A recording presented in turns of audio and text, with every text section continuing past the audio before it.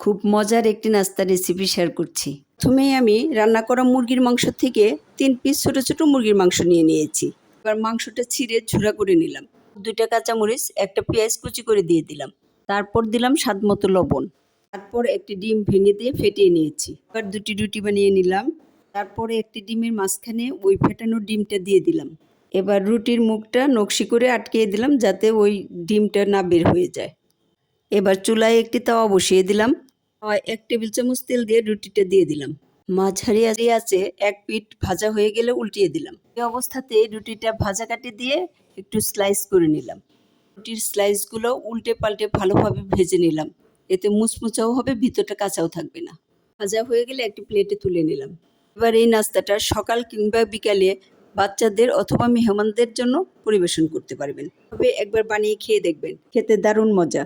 ভিডিওটা যদি ভালো লেগে থাকে তাহলে একটা লাইক, কমেন্ট, শেয়ার দিয়ে দিবেন।